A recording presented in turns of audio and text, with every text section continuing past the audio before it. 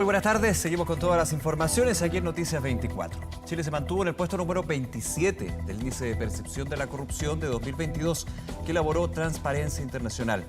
De esta forma, nuestro país es el segundo mejor evaluado de Sudamérica.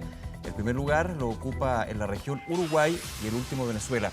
Pese a ello, se detecta un estancamiento en la lucha en contra de la corrupción en la gran mayoría de los países de la región. Para profundizar en este tema nos acompaña María Jara Quemada, directora ejecutiva de Chile Transparente. Muchísimas gracias por acompañarnos. Muy buenas tardes. Hola Nicolás, muy buenas tardes. A ver, buena posición, pero un estancamiento. ¿Es una señal de alerta, de preocupación? ¿Cómo se ha ido también cimentando este escenario para Chile dentro de la región y obviamente también si uno puede hacer las comparaciones a nivel internacional? Sí, efectivamente tenemos, por así decirlo, una de dulce y una de agraz. Si nosotros miramos los resultados generales, la verdad es que las noticias no son alentadoras en el mundo y menos aún en la región donde nosotros estamos insertos. Este indicador lo que hace es medir la percepción de la corrupción de acuerdo a distintos instrumentos de entidades internacionales y autónomas y mide desde 0 a 100, donde 0 es lo más corrupto y 100 es lo menos corrupto. Si nosotros miramos, 2/3 de los 180 países evaluados están bajo los 50 puntos. ¿Ya? O sea, es decir, son más corruptos que menos corruptos. Y el promedio mundial y el promedio también de América Latina son 43 puntos y Chile tiene 67. O sea, efectivamente estamos bastante mejor que el promedio mundial y estamos bastante mejor que la región y podríamos decir que nuestro puntaje es más acorde al promedio de los países de la OCDE. Por lo tanto, quizás podemos decir que en este ámbito estamos cumpliendo con lo que se espera de ese club selecto, cuando en otros ámbitos quizás no. Claro. Entonces, esa es la buena noticia, Nicolás. Pero la noticia que yo creo que tiene que preocuparnos y que es para de fondo para que no nos sentemos en los laureles y esto no sea solo descorchar champaña, es que Chile presenta un estancamiento en este índice hace varios años, desde el año 2017. Nosotros fuimos en algún minuto los primeros en la región por sobre Uruguay, siempre muy cerca, pero por sobre Uruguay, y a partir del año 2015 empezamos a tener un descenso de 2 años, durante 2 años y luego un estancamiento, lo que nos ha llevado a estar segundos en la región, a ir alejándonos de Uruguay, que está con 74 puntos, y en las Américas estamos en el 4.º lugar porque Estados Unidos tuvo una mejora el último año. Sí, déjame detenerme un segundo ahí. A partir de 2015, una tendencia a la baja que comienza con este estancamiento en 2017. ¿Por qué factores se baja en el índice de transparencia a partir de 2015 y si estos de alguna manera van generando esta barrera para volver a lo que era una situación donde antes era bien valorada a nivel regional en términos de la transparencia, el combate a la corrupción que se daba en Chile? A ver, yo creo que podemos asociarlo con el conocimiento de diversos casos de corrupción que hemos tenido a partir del año 2014 y 2015. Claro. Si nosotros miramos, a partir de esos años tenemos varios casos de corrupción que impactan a instituciones que incluso antes no estaban envueltas normalmente en este tipo de situaciones, como las Fuerzas Armadas, como Carabineros, sucesivas colusiones también, el financiamiento ilegal a la política, municipios de los distintos signos políticos también envueltos en este tipo de situaciones. Entonces yo creo que se revelan y se destapan, que ya se daban desde hace un buen tiempo. Claro, yo creo que en algunos casos se destapan y yo creo que también podemos ver que yo creo que en muchos temas los estándares de integridad o de ética de la ciudadanía han aumentado. En los años 90 incluso el tráfico de influencia ni siquiera era sancionado como delito. Hoy en día es un delito y no solo eso, hoy en día también tenemos sanciones para hechos de corrupción exclusivos en el sector privado. O sea, no es solo algo que podemos ver en el sector público, como por ejemplo lo que es la información privilegiada, como lo que son los delitos de corrupción contra la competencia, que hoy día tienen sanciones penales. Entonces yo creo que también hay una mezcla de conocer más información. Quizás antes teníamos la misma cantidad de corrupción pero no la conocíamos. Yo creo que también las leyes de transparencia y acceso a la información y las tecnologías de la información contribuyen a esto, pero también a elevar los estándares de exigencia de la ciudadanía. Claro, por un lado uno diría desde 2015 ahí se comienza a generar esta preocupación con casos que se van revelando, con una situación que llevaba un buen tiempo, varios años, pero también quizá de dulce a gras, siguiendo un poco esa dinámica, lo positivo dentro de lo negativo es que hay prácticas que ya no son soportadas y de hecho hay leyes que se van desarrollando y van promulgándose y siendo parte, digamos, de la norma que no permiten este tipo de prácticas, pero que antes sí hay un tema de la ley, pero no solamente de la ley, sino de que la ciudadanía no, la ciudadanía en todos sus aspectos, no soporta y no aguanta ya, digamos, este tipo de actos, ¿no? Exacto, y hemos ido fortaleciendo nuestra institucionalidad. Recordemos que entre los años 2015 y 2017 tuvimos una agenda muy intensa de probidad, o sea, donde se aprobaron alrededor de 14 leyes bastante diversas como consecuencia de las propuestas y recomendaciones de la Comisión Engel, pero yo creo que lamentablemente en Chile nosotros somos reactivos. Tenemos momentos donde hay escándalos de corrupción que golpean de manera mucho más potente a la opinión pública y reaccionamos con reforma, lo cual obviamente es positivo. Hay países que reaccionan, que no pasa nada en el fondo.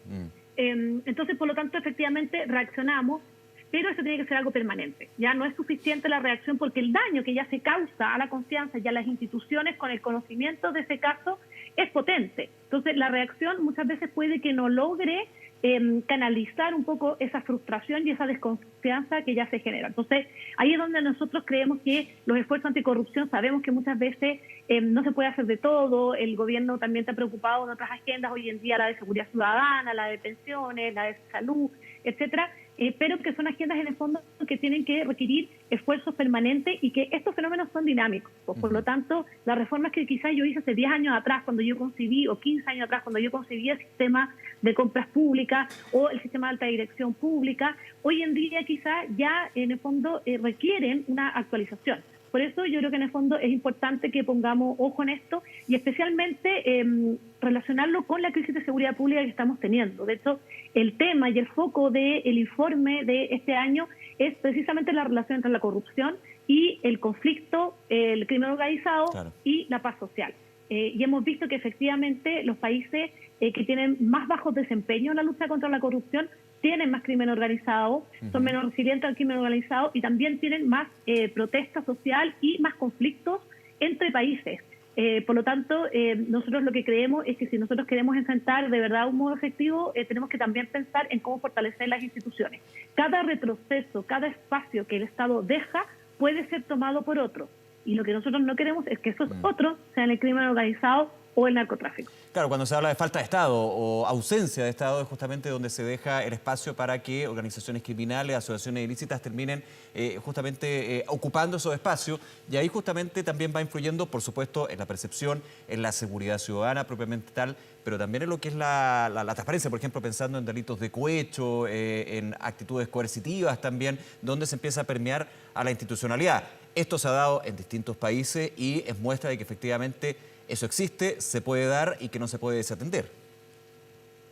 Exacto, y por mucho que nosotros tengamos una puntuación bastante más alta que el promedio de la región y que los países que nos rodean, que están alrededor de los 35 o 34 puntos, nosotros tampoco podemos desatender que nosotros estamos situados en una región donde el crimen organizado lamentablemente tiene cooptado varias instituciones, varios países, donde también existen otros países que han actuado de una manera muy corrupta. Por ejemplo, con Guatemala, donde hay una persecución hacia los exfiscales, hacia editores de medios de comunicación que han perseguido decididamente la corrupción en años anteriores y que todos estos fenómenos también pueden tener influencia en nuestro país. O sea, genera una presión migratoria. También hemos visto que estos países, cuando empiezan a tener problemas de crimen organizado o donde sus estados son muy corruptos, la gente empieza a migrar.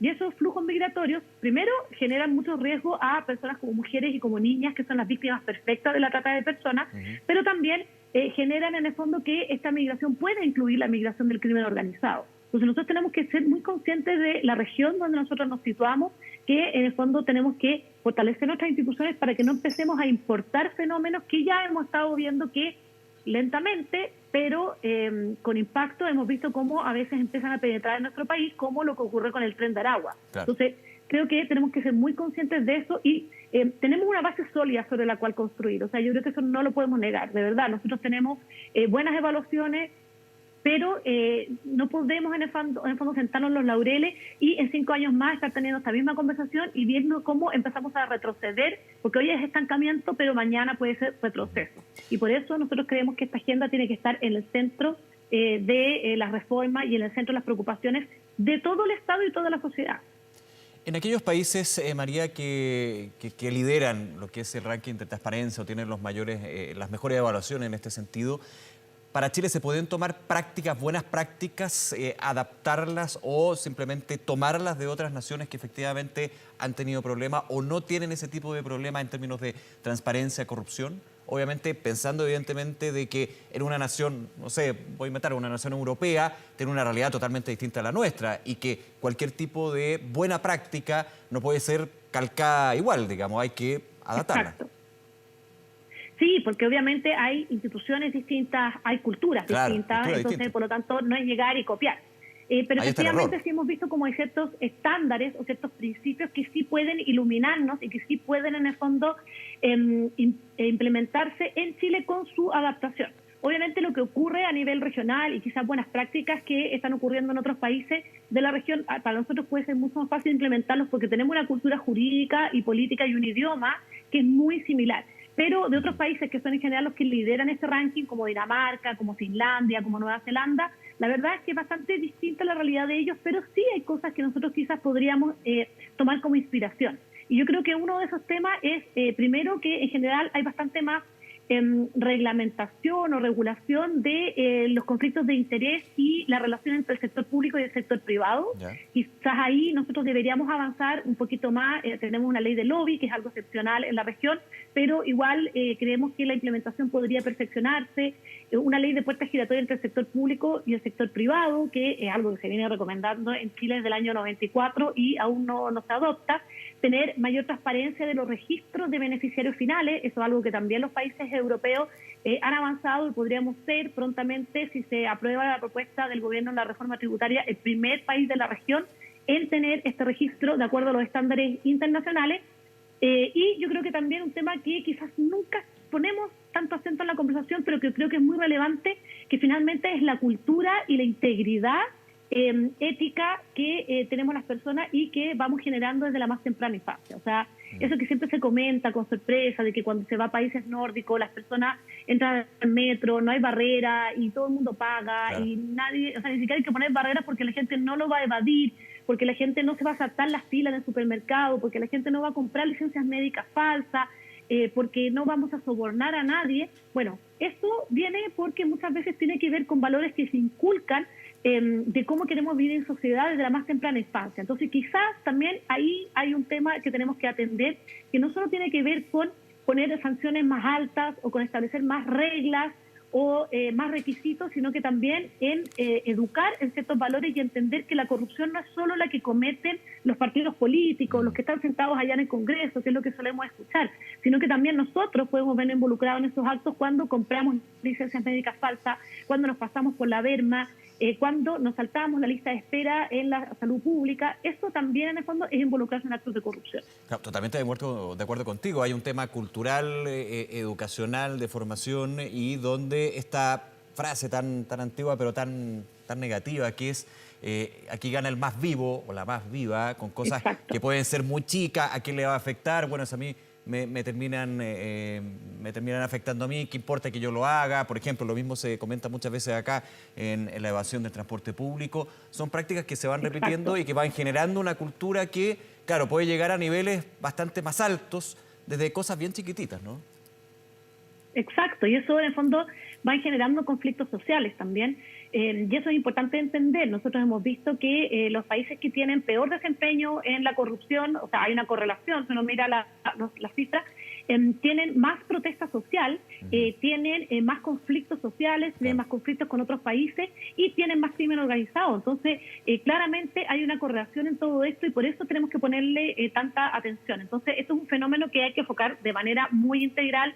Esto es algo que no basta con una sola agenda del gobierno ni con reformas que podamos hacer en una temática, sino que es algo permanente, es algo constante, pero yo creo que tenemos que entender que por muy buena posición que tengamos hoy en día, no podemos quedarnos tranquilos y no podemos creer que esto va a durar para siempre. Hemos visto descenso, hemos visto estancamiento y yo creo que en el fondo tenemos todas las condiciones para volver a tomar el liderazgo en la región y para en el fondo estar ya no dentro de los mejores 30, sino dentro de los mejores 15. Sí, yo creo que eso debería ser una meta que ojalá pudiéramos tener de acá a unos 5 años. De todas maneras. María, por último, agradeciendo estos minutos y también analizando lo que son estos resultados para ir poniéndolo en contexto, se mencionaba acá el rol de lo público, pero también de lo privado, y muchas veces en el sector privado se habla de el atosigamiento, el estrangulamiento que puede hacer una mayor regulación y la necesidad de potenciar la autorregulación. Hay sectores y distintos especialistas que dicen, bueno, ojalá todo pudiera ser autorregulado, pero aquí depende de personas, no depende de instituciones muchas veces. ¿Cómo se puede ver ese punto en particular?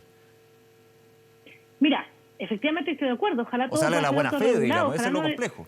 Exacto. Ojalá no necesitábamos que para todo haya que dictarse una ley. Yo soy abogada, pero yo no estoy de acuerdo con que para todo tengamos que tener una ley. Pero lamentablemente tenemos una cultura en América Latina que es muy normativa. O sea, está muy relacionada con la existencia de las instituciones y la existencia de las leyes.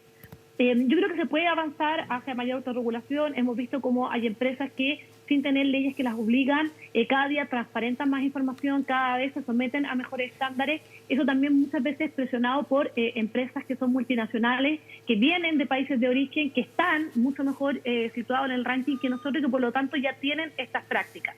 Pero también hemos visto como muchos de esos países como Noruega, etcétera, empiezan a establecer en sus propios países normativas donde obligan, por ejemplo, al sector privado a transparentar su cadena de valor, obligan a transparentar cierto cumplimiento de normativas de derechos humanos y en general se da bastante bien. En Chile yo creo que es verdad que no tenemos que caer en una excesiva reglamentación y en una excesiva burocratización, especialmente pensando en pequeñas y medianas empresas que se le puede hacer mucho más difícil el cumplimiento de esta normativa y tenemos que en el fondo apoyar, lo mismo a la organización de la sociedad civil como nosotros que somos organizaciones pequeñas, pero yo creo que la cosa va un poco para allá, o sea, va un poco para mayor transparencia, especialmente de sectores que son industrias más reguladas o que generan un valor público muy relevante o que incluso podríamos decir que son servicios de interés público como puede ser la salud, como puede ser las pensiones, etcétera. Entonces yo creo que bienvenida a la autorregulación, pero yo creo que también tenemos que entender que muchas veces sin regulación, la autorregulación no se da por completo y quedamos igual con espacios de opacidad y con espacios vacíos. Entonces, yo creo que tenemos que ir avanzando hacia esos estándares, pero de una manera que tampoco sea una carga y una burocracia excesiva para las empresas, especialmente las que son más pequeñas y medias. Claro. María Jara Quemada, directora ejecutiva de Chile Transparente. Como siempre, María, muchísimas gracias por esta conversación con Canal 24 Horas. Muy buenas tardes. Muchas gracias a ustedes, que estén bien. Estén muy bien.